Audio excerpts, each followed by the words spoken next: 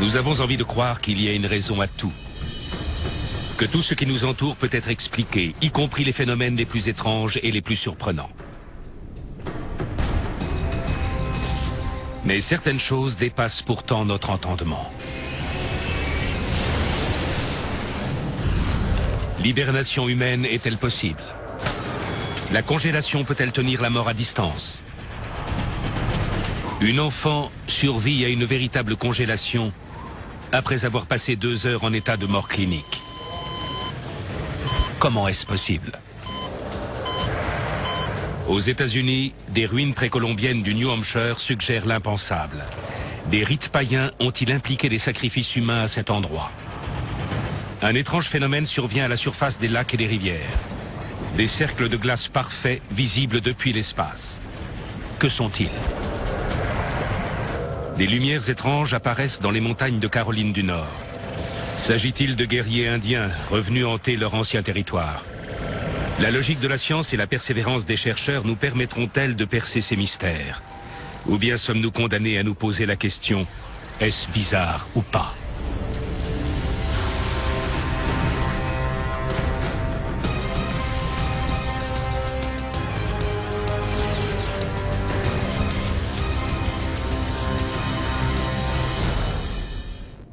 Regarde comment ça bouge. Regarde, ça descend le long de l'arête. Je n'y crois pas. On dirait que ça fume. Regarde, c'est sur la montagne. Quelque chose de très étrange se passe sur Brown Mountain, en Caroline du Nord. De brefs éclats d'une lumière vive semblent danser juste au-dessus de la cime des arbres. La nature et l'origine de ces lumières est un mystère depuis des siècles.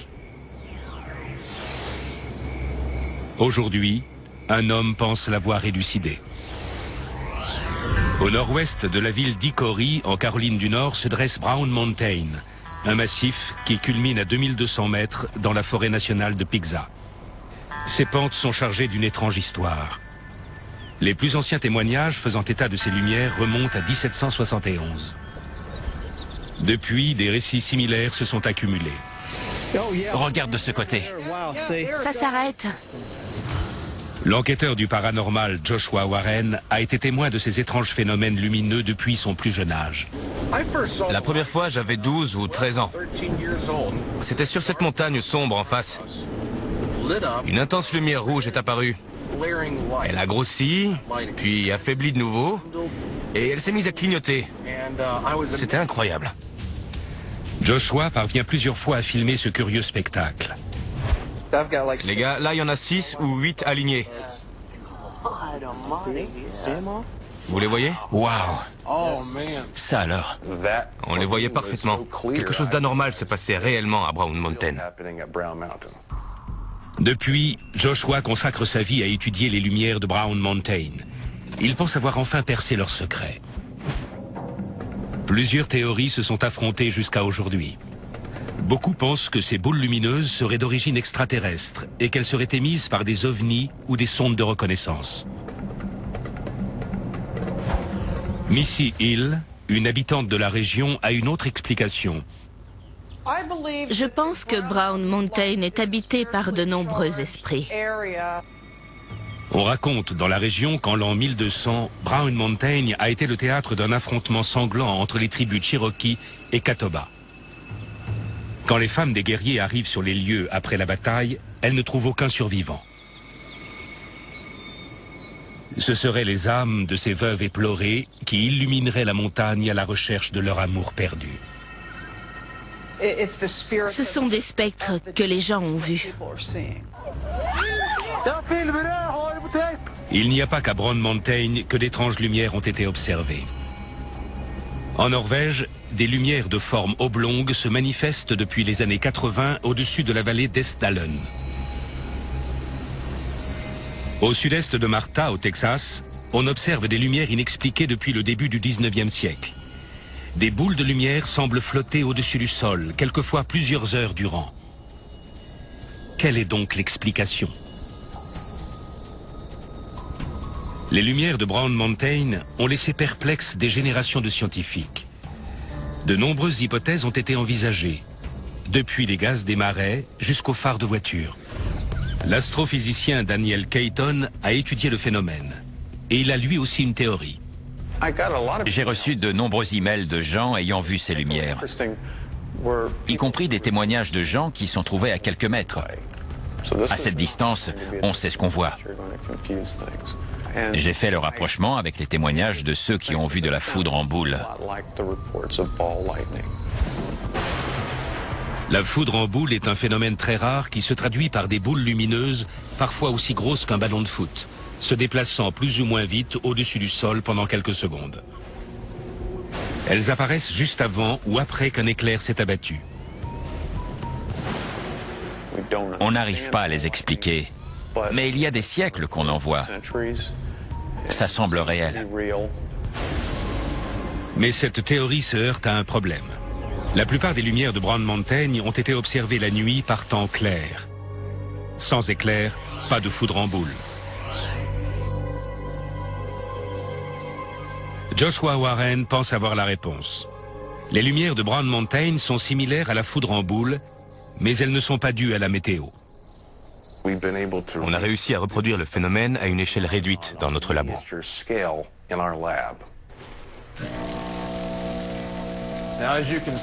On peut voir les particules de carbone de la fumée faire naître ce plasma en haut du bocal. C'est une chose d'obtenir un tel résultat en laboratoire, mais pour le reproduire en milieu naturel, il faut une source d'énergie. Joshua pense que c'est Brown Mountain qui l'a fourni. Nous allons mesurer les variations du champ électromagnétique. Essayons dans le hertzien. Compris. Joshua prétend avoir relevé des aberrations dans les niveaux du champ magnétique qui parcourt le sol. On pense que la montagne accumule de l'électricité qu'elle évacue sous la forme de boules de lumière. Selon Joshua, Brown Mountain se comporterait comme un accumulateur électrique. Elle emmagasinerait en continu l'électricité de faible intensité produite entre les différentes strates de roches avant de la libérer brutalement sous forme de décharge assez forte pour changer l'air en plasma. Le plasma est un état de la matière dans lequel une quantité suffisante d'énergie arrache des électrons aux atomes.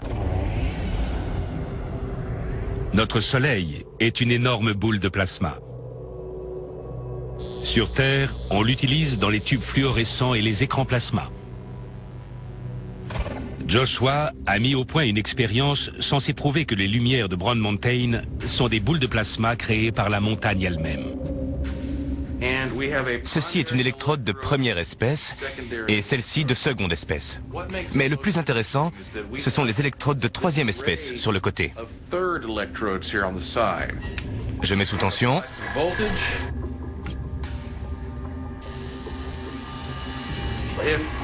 Imaginez-vous une falaise de Brown Mountain.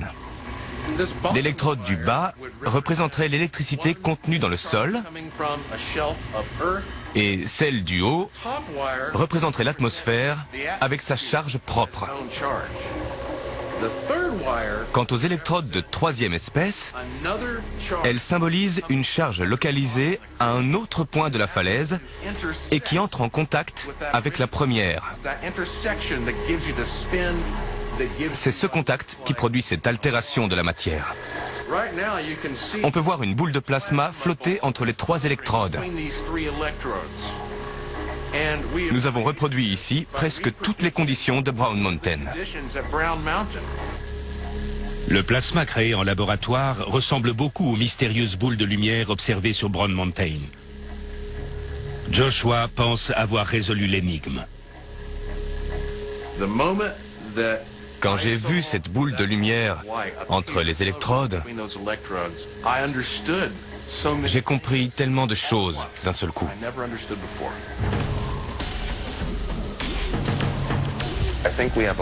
Il nous reste beaucoup à apprendre du fonctionnement de notre planète. Et pour cela, il est utile de reproduire ces phénomènes inexplicables. Mais les lumières de Brown Mountain sont si rares qu'il est presque impossible de les étudier scientifiquement. Il semble que ce mystère ait encore de beaux jours devant lui. Bizarre ou pas? L'hibernation humaine est-elle possible? Une très basse température peut-elle suspendre la mort? En plein hiver, une petite fille de 13 mois s'aventure seule au milieu d'une tempête de neige. Son corps succombe rapidement au froid et gèle littéralement sur place. Cliniquement morte pendant plus de 2 heures, elle revient miraculeusement à la vie. Mais comment?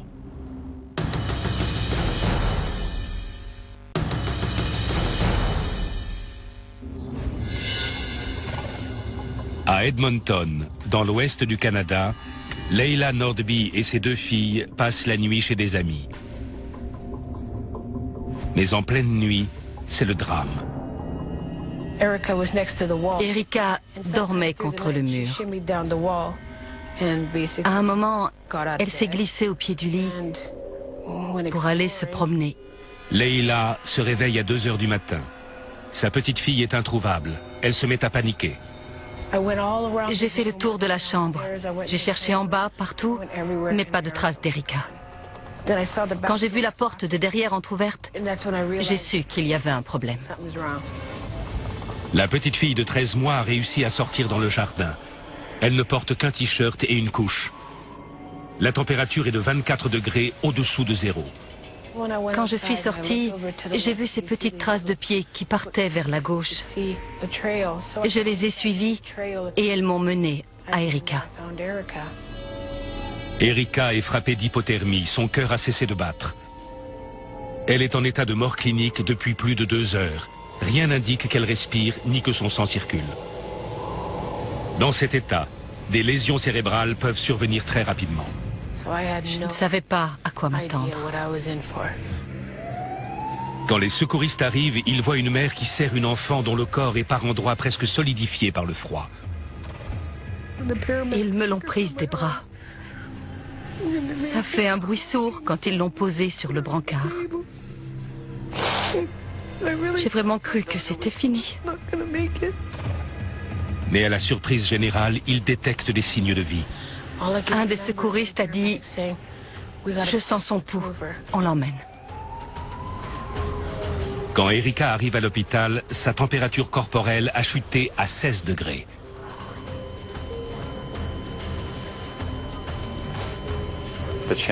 Les chances qu'on la sauve et qu'elle s'en sorte sans lésion cérébrale, ça me nuisait. Le docteur de Cannes se bat pour ramener la température d'Erika à 37 degrés.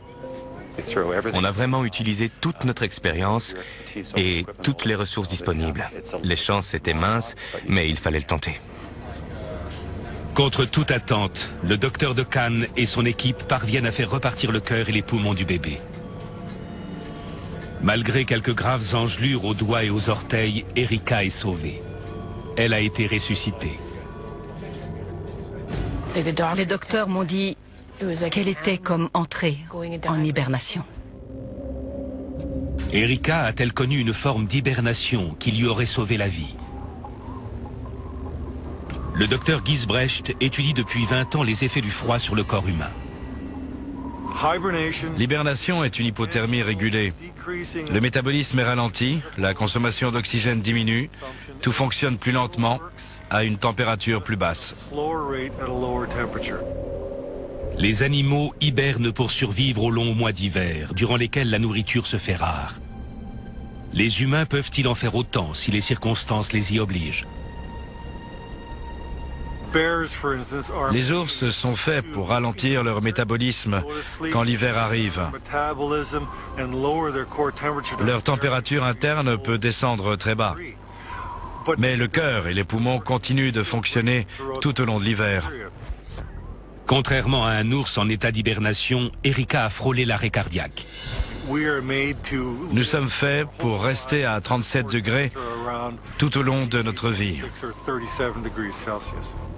Quand un humain subit une grave hypothermie, son cœur s'arrête et il ne respire plus. Ce n'est pas de l'hibernation, c'est une mort clinique. L'hypothermie d'Erika a-t-elle pu la sauver? L'état d'hypothermie survient quand la température interne passe au-dessous de la normale. Une baisse de 3 degrés entraîne la léthargie et des tremblements. La circulation sanguine est très ralentie aux extrémités. Une baisse de 4 degrés provoque des troubles de la coordination, une élocution pénible et de violents frissons. Passé ce stade, le sujet est pris de bouffées délirantes et son rythme cardiaque diminue.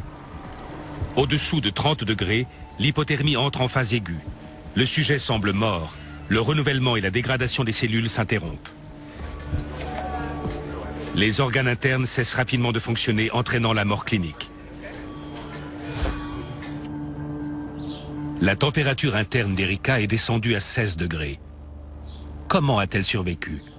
Les médecins pensent que le froid l'a envahi si vite que cela a entraîné une réponse biologique qu'il ne s'explique pas. Paradoxalement, c'est peut-être le très jeune âge d'Erika qui lui a sauvé la vie. En cas d'arrêt cardiaque, il faut que les organes soient suffisamment gorgés d'oxygène pour fonctionner au ralenti pendant qu'on tente de faire repartir le cœur. Les tissus consomment moins d'oxygène par grand froid. Donc en cas de mort apparente par hypothermie, ils sont préservés un certain temps.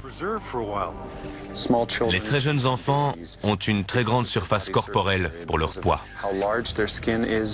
Ils sont très sensibles au froid et leur température interne diminue donc très vite.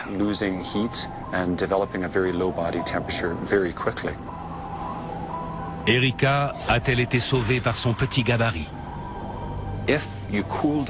Si le refroidissement est assez rapide, le métabolisme des organes ralentit et leurs besoins vitaux en oxygène et en énergie se réduisent au minimum. En temps normal, le cerveau peut être privé d'oxygène pendant 5 minutes avant de subir des lésions irréversibles. Après 10 minutes sans oxygène, la mort est presque inévitable. Comme par grand froid, l'activité métabolique est réduite, le cerveau peut survivre des heures sans séquelles grâce aux réserves d'oxygène et d'énergie contenues dans ses cellules au moment de l'hypothermie. Il s'agit du syndrome dit de la mort blanche, au cours duquel la température interne est inférieure à 30 degrés. On nous demande souvent quelle température limite peut endurer le corps humain. Mais quand on voit Erika, il est difficile de répondre. On ne connaît pas la limite absolue. La température interne d'Erika est descendue à 16 degrés. On a d'abord cru que la limite était à 20 degrés, puis à 19 degrés, 18 degrés. Ça n'arrête pas de descendre. Personne ne meurt avant d'être réchauffé. On tente des réanimations uniquement si les circonstances de l'arrêt cardiaque correspondent à une réelle probabilité de succès. Habituellement, les médecins réchauffent les victimes en remplissant leurs poumons d'air chaud, en réchauffant leur sang ou en effectuant des lavements à l'eau tiède. Elle était à 16 degrés quand elle est arrivée. Son cœur a redémarré à 17 degrés. Mais Erika réserve une autre surprise aux médecins. Le plus étonnant, c'est qu'une fois que son rythme cardiaque s'est rétabli, elle a elle-même régulé son réchauffement corporel. En dépit de sa mésaventure, Erika a été très chanceuse. Erika se tire de cette épreuve sans la moindre lésion cérébrale. Au terme de 6 semaines d'hospitalisation, elle est parfaitement rétablie. Je vais très bien. Quand je serai grande, je serai lutteuse la nuit et professeur le jour. J'ai eu de la chance. Pour sa famille et les médecins qui l'ont ressuscitée, son histoire n'est pas qu'une affaire de chance. C'est un miracle. Quoi qu'il en soit, Erika a la chance de pouvoir profiter de cette seconde vie. Bizarre ou pas.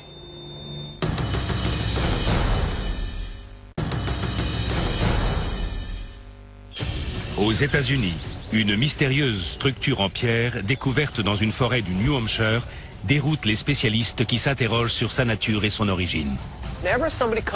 Quand quelqu'un présente une nouvelle hypothèse, nous nous devons de dire « Attendez, prouvez ce que vous dites ». Cette étrange ruine indique-t-elle que des rites païens et des sacrifices humains ont eu lieu à cet endroit il y a des milliers d'années? L'alignement avec les astres indique que le site est ancien. Des explorateurs venus d'Europe ont-ils traversé l'Atlantique des milliers d'années avant Christophe Colomb? C'est une nouvelle façon de concevoir l'histoire nord-américaine. À quoi servait cet endroit? Qui l'a construit? Quelle place occupe-t-il dans l'histoire de l'Amérique? À Salem, dans le New Hampshire, un mystérieux groupe de monolithes, dont l'un fait 4,20 m de haut, entoure un dédale de couloirs et de chambres creusés dans le sol. Au centre se trouve une énorme dalle de pierre qui ressemble, selon certains, à un autel sacrificiel. Cette parcelle appartient à la famille de Dennis Stone depuis 3 générations. Selon lui, il s'agit de la plus ancienne construction humaine sur tout le continent américain.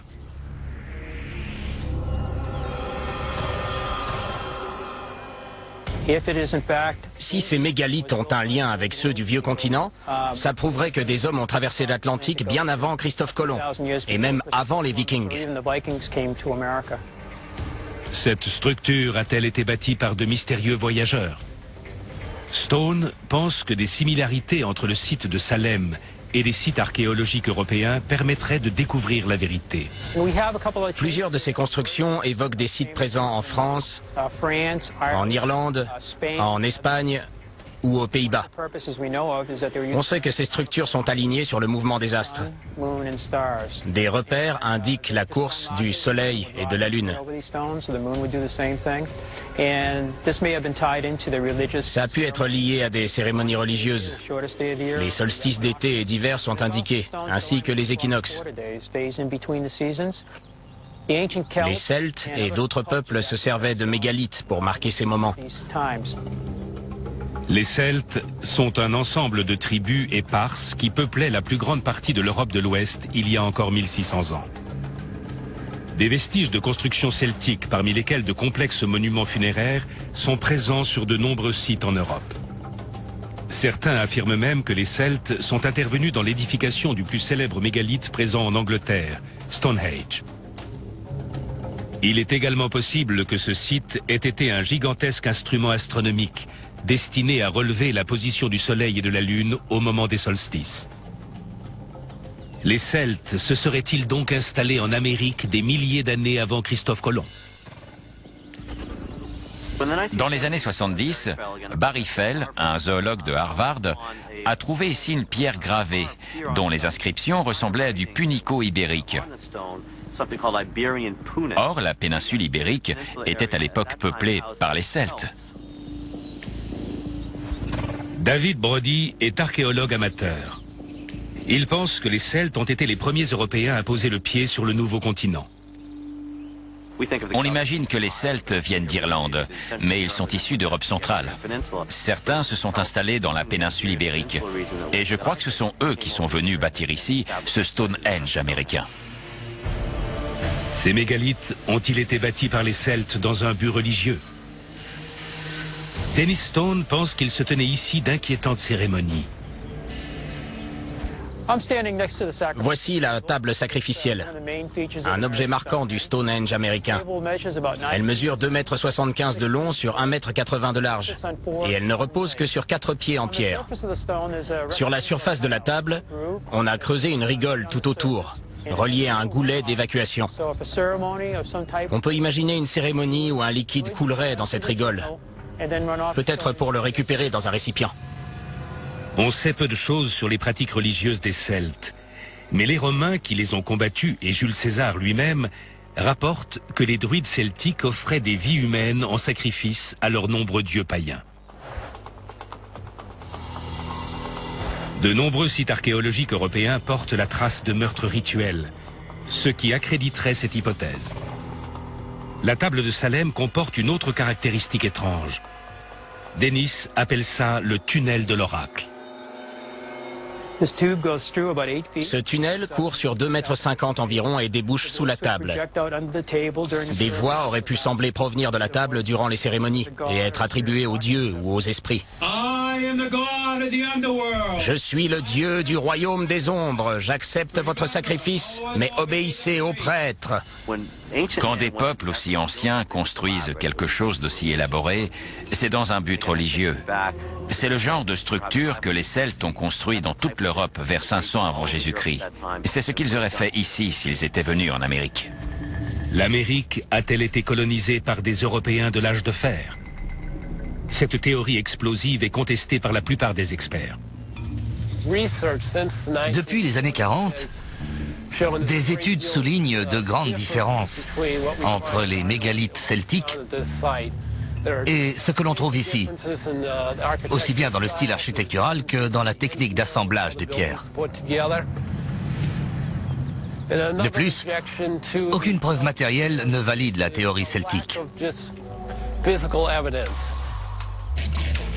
Le spécialiste des mégalithes, James Cage, croit aussi qu'une ancienne civilisation a bâti ces structures.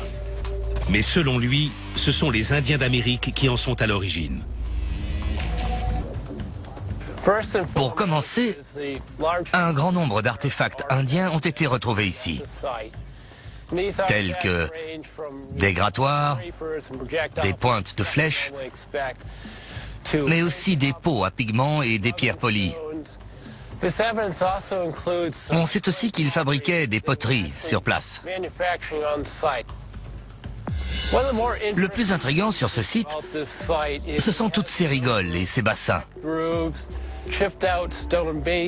Ils ont été taillés directement dans la pierre à l'aide d'un percuteur.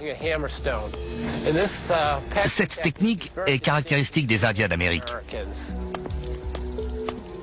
La civilisation celte était très avancée, avec ses outils en métal et ses objets en or. On s'attendrait à ce qu'ils aient utilisé une technique plus sophistiquée que des percuteurs. Serait-ce l'œuvre des Indiens d'Amérique? David Brody n'en est pas convaincu. Les tribus indiennes de cette région n'étaient pas connues pour faire des constructions en pierre. Ils se servaient de pierre pour leurs outils et pour protéger le feu, mais ils n'auraient pas bâti ces mégalithes. Les Amérindiens ont des huttes de sudation, mais il y a trop de chambres ici pour que ce soit ça. Et même si les Européens ont effacé beaucoup de choses, les tribus contemporaines ne considèrent pas ce site comme ayant été occupé par leurs ancêtres. Les Amérindiens ont peut-être créé ces mégalithes, mais les indices penchent en faveur d'un monument issu d'une civilisation européenne. Plutôt que de se demander quelle civilisation ancienne a construit le Stonehenge américain, l'archéologue Ken Feder remet en question l'âge du monument.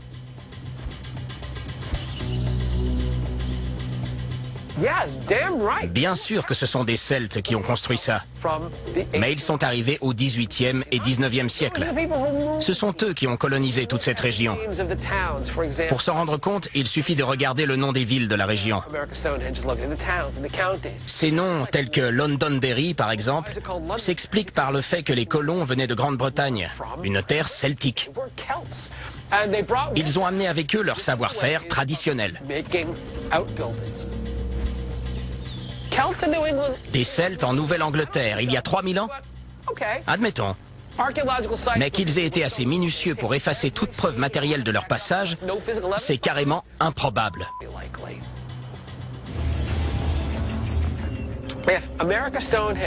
Le Stonehenge américain, à mon avis, est une construction du 19e siècle à cause de son style idiosyncratique, ce qui ne la rend pas moins importante que si elle avait été faite il y a 3000 ans par des Celtes en vadrouille en Nouvelle-Angleterre. Feder pense que ces structures ont été bâties par des anglo-saxons descendants des Celtes qui ont migré vers l'Amérique des siècles après Colomb. Ils ont appliqué à Salem leur savoir-faire traditionnel en matière de construction en pierre. Cela lève en partie le mystère. Mais une troublante question demeure. Pourquoi ces colons ont-ils bâti une table sacrificielle? Feder pense que ces mégalithes ont été construits au XIXe siècle par une vague tardive de pionniers européens. Il y a deux options. Soit on considère que le sacrifice humain était très répandu en Nouvelle-Angleterre, soit il y a une autre explication. Je penche pour une autre explication. On a utilisé un grand nombre de pierres similaires en Nouvelle-Angleterre, mais pas pour des sacrifices humains, plutôt pour presser du cidre ou fabriquer du savon. Le problème, c'est que face à ce genre d'artefacts, nous souffrons d'amnésie collective. Dans notre monde moderne, nous ne fabriquons plus grand-chose nous-mêmes. Tous ces objets dont un enfant de l'époque aurait pu vous dire l'usage sont aujourd'hui jugés mystérieux. Les rigoles de drainage de cette table de 4 tonnes n'ont-elles servi qu'à recueillir du jus de pomme et pas du sang humain? Cette théorie est crédible, mais résout-elle le mystère du Stonehenge américain? La datation au carbone 14 indique que le charbon de bois retrouvé sur le site a plus de 2000 ans. Dennis Stone pense que ces mégalithes sont la preuve qu'une peuplade ancienne célébrait ici les solstices, tout comme c'était le cas sur le site de Stonehenge.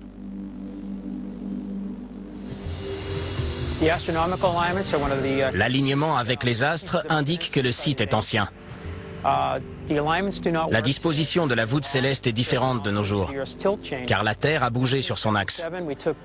En 1977, on a rassemblé 4 ans de travaux qu'on a envoyés au centre d'astrophysique de Cambridge, dans le Massachusetts. Selon eux, si ces pierres étaient alignées sur les astres, cela correspondait à une image du ciel datant de 1800 avant Jésus-Christ. Le Stonehenge américain est-il la preuve qu'une ancienne civilisation européenne est arrivée en Amérique des milliers d'années avant Christophe Colomb? Est-ce l'un des rares exemples de construction amérindienne en pierre? Ou encore un étrange pressoir à cidre de pionnier du 19e siècle? Quoi qu'il en soit, la nature et l'utilité de ce mégalithe risquent de rester à jamais un mystère. Alors, bizarre ou pas?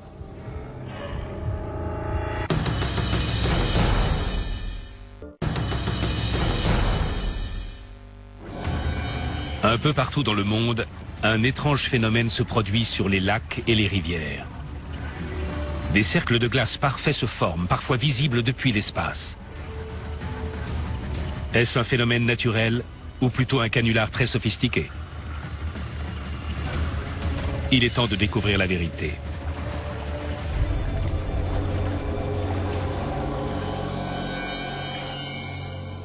Le 13 décembre 2007, le photographe amateur Brooke Tyler se promène dans la réserve du marais de Rattray, dans le sud du Canada.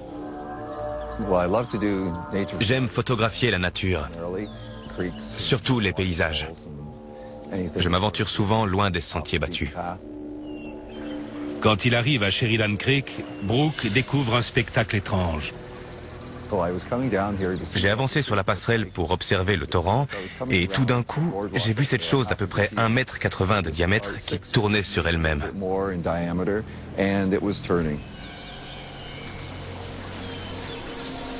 Il est témoin d'un phénomène aussi beau qu'inexplicable.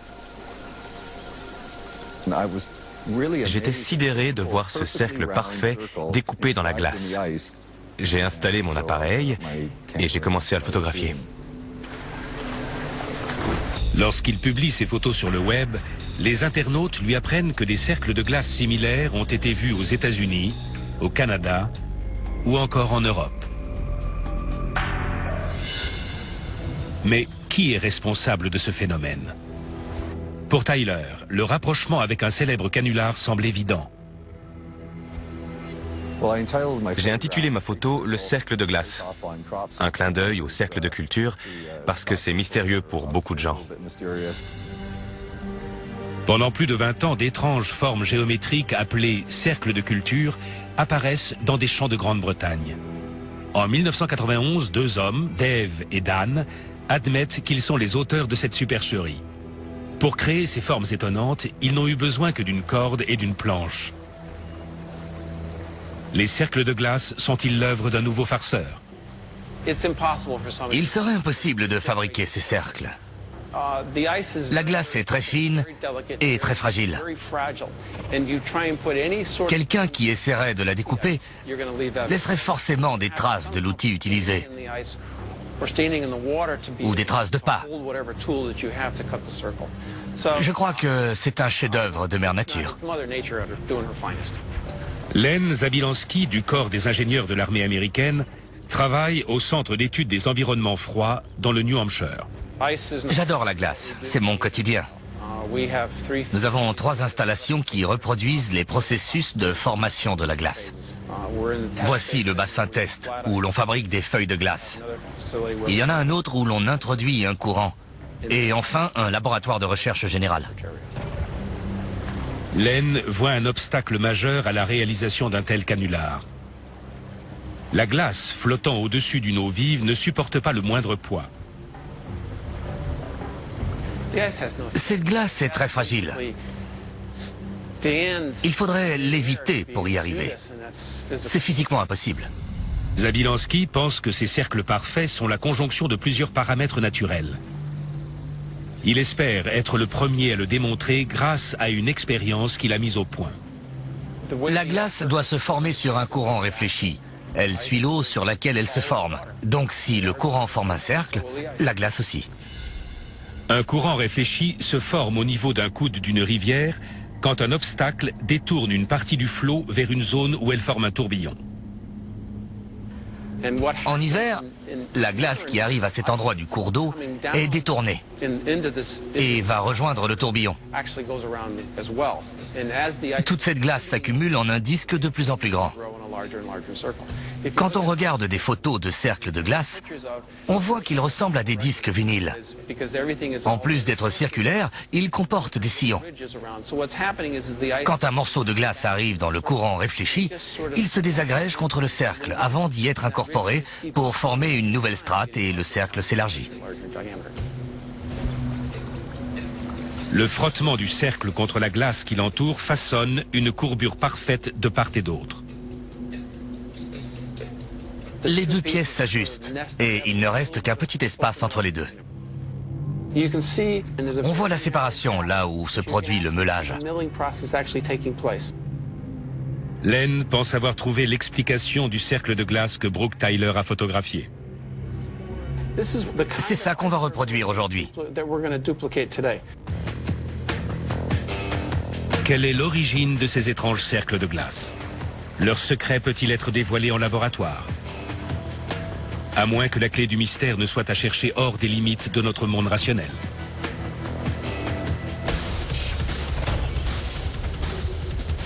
Au Centre d'études des environnements froids du New Hampshire, Len va en avoir le cœur net grâce à une expérience unique qui recrée les conditions de formation des cercles de glace.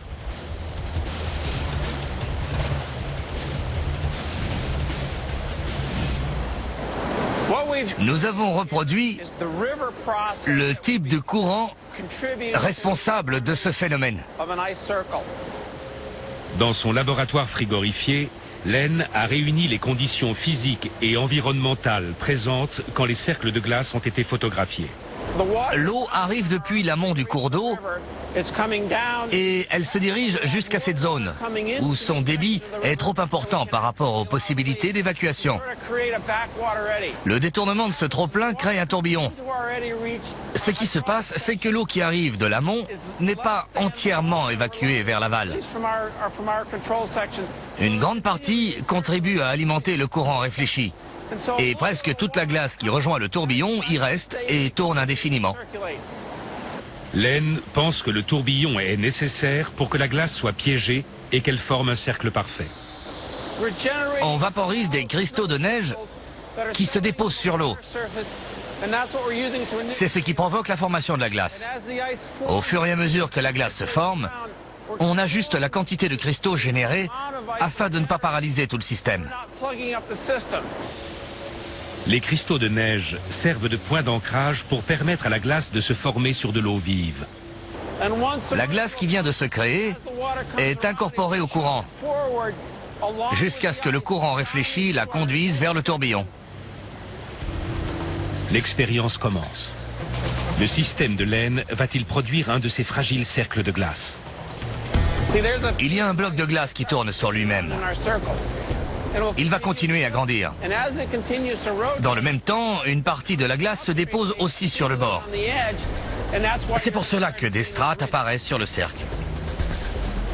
La couche de glace commence par s'étendre comme prévu. Mais elle ne forme pas un disque parfait, contrairement au cercle de glace observé dans la nature. Ça ne prend pas. En tant que géomorphologue fluvial, Joe Delog est un spécialiste des cours d'eau. Il pense avoir une meilleure hypothèse pour expliquer cette curiosité de la nature. Il ne faut pas commencer par les explications les plus folles. Essayons plutôt de comprendre simplement ce qui se passe grâce à la science. Mais la science peut-elle expliquer le cercle de glace de 5 km de diamètre qui s'est formé sur le lac Bikol en Russie? Les images satellites peuvent sembler fantastiques, mais vu du sol, on comprend mieux ce qui se passe.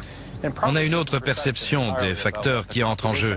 Pour avancer une hypothèse sérieuse, il faut être sur le terrain. Joe a passé des années à étudier le comportement des cours d'eau sous des climats froids, comme celui du Canada ou de la Scandinavie. Sous un climat froid, la glace se forme de toutes sortes de matières sur l'eau vive. Mais la forme la plus courante est le cercle. Selon Joe, il y a une autre explication possible à la création des cercles de glace, la neige grenue. La neige grenue apparaît quand l'eau est si froide qu'il s'y forme des cristaux de glace ou noyaux glacigènes. L'eau vive reste liquide sous sa température de solidification. On dit qu'elle est en état de surfusion. C'est là qu'apparaissent les cristaux. Les cristaux de glace s'agrègent les uns aux autres pour former de la neige grenue. La glace étant moins dense que l'eau, les morceaux qui gagnent en taille remontent à la surface. C'est en arrivant à la surface qu'ils forment ces soucoupes, qu'il nous semble un peu incongru de voir sur une rivière. Cette théorie est intéressante. Mais les soucoupes de glace dont parle Joe n'ont rien à voir avec les disques parfaits photographiés dans l'Ontario. De retour au centre d'études des environnements froids, Len Zabilansky a plus de mal que prévu à recréer un cercle de glace en laboratoire. La congélation s'opère peut-être trop lentement, ce qui ne permet pas à suffisamment de glace de se créer autour du disque. Ça prouve à quel point la méthode de Mère Nature est minutieuse. Len décide de faire descendre la température. On a baissé la température de 2 degrés. La congélation va se faire plus vite. L'expérience reprend. La diminution de la température permet à la glace qui entoure le cercle de se former aussi vite qu'elle est érodée. La glace du bord commence à épouser la forme du cercle. Comme Len l'avait prédit, le cercle s'agrandit grâce aux cristaux de glace venus de l'amont et à la glace du cercle qui s'étend d'elle-même. Dans 6 ou 8 heures, cette glace sera très résistante. S'il maintient sa rivière artificielle en activité, Len espère produire un véritable cercle de glace. Le résultat est impressionnant. C'est le premier qu'on fait de cette qualité. On avait déjà réussi à amorcer le processus, mais c'est le premier qui est parfaitement circulaire. Il a atteint le stade final. Len Zabilansky est le premier à mettre en évidence une méthode de formation des cercles de glace. Mais cela n'explique pas l'existence de la totalité d'entre eux sur Terre ou ailleurs. En 2010, la NASA a découvert d'immenses sillons circulaires creusés dans la glace qui recouvrent la surface d'Europe, une lune de Jupiter. Bizarre, ou pas,